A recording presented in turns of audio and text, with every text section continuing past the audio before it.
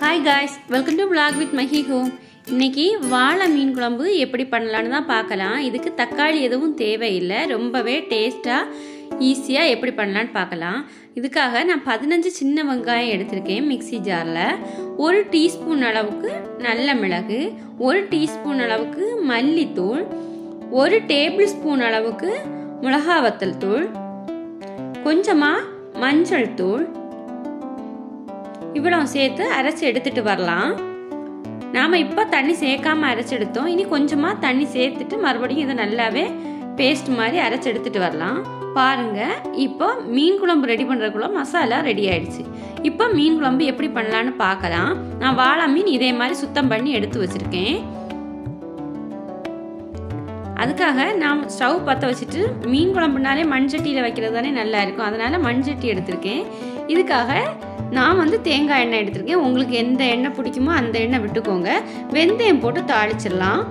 வெந்தயம் பொன்னிறமாக ஆனதுக்கு அப்புறமா கொஞ்சமாக ஒரு துண்டு இஞ்சி குட்டி குட்டியாக நான் கட் பண்ணி எடுத்து வச்சுருக்கேன், அதையும் போட்டுக்கலாம். அதுக்கப்புறம் கொஞ்சம் கறிவேப்பிலை, 1 பச்சை மிளகா கட் பண்ணி எடுத்திருக்கேன். நீங்கள் உங்கள் காரத்துக்கு ஏற்ற மாதிரி போட்டுக்கோங்க.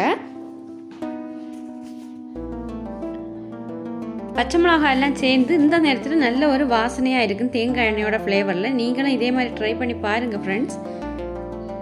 இதை நல்லாவே வதக்கிக்கணும். ஒரு 2 நிமிஷம் வதக்கிட்டா போதும். அதுக்கப்புறமா நான் பாதி பெரிய வெங்காயம் சின்னதாக கட் பண்ணி எடுத்திருக்கேன், அதையும் போட்டுக்கலாம். எல்லாமே மீடியம் ஃப்ளேமில் வச்சு வதக்கிக்கோங்க. ஃப்ரெண்ட்ஸ், என்னோட வீடியோவை நீங்கள் இப்போ தான் ஃபஸ்ட் டைம் பார்க்குறீங்கன்னா சப்ஸ்கிரைப் பண்ணிவிட்டு பாருங்கள். கூடவே ஆளுங்கிற பெல் பட்டனை கிளிக் பண்ணுங்கள். அப்போ தான் நான் போடக்கூடிய வீடியோஸ் உங்களுக்கு உடனுக்குடனே நோட்டிஃபிகேஷனில் வரும். அதே மாதிரி இந்த வீடியோ பிடிச்சிருந்துச்சுன்னா லைக் பண்ணுங்கள், ஃப்ரெண்ட்ஸுக்கு ஷேர் பண்ணுங்கள். இப்போ மீடியம் ஃப்ளேமில் வச்சு வெங்காயம் வதக்கிட்டு இருக்கோம். இப்போ உப்பு போட்டு வதக்குறப்போ சீக்கிரமாகவே வெங்காயம் வதங்கிடும். இப்போ வெங்காயம் வதங்கினதுக்கு அப்புறமா நம்ம அரைச்சு வச்சிருக்கோம் இல்லையா மசாலா, அதை எல்லாம் அதுல சேர்த்துக்கலாம். மசாலா சேர்த்தாச்சுன்னா லோ ஃப்ளேம்ல வைக்கிறது எப்பவுமே ரொம்ப நல்லது.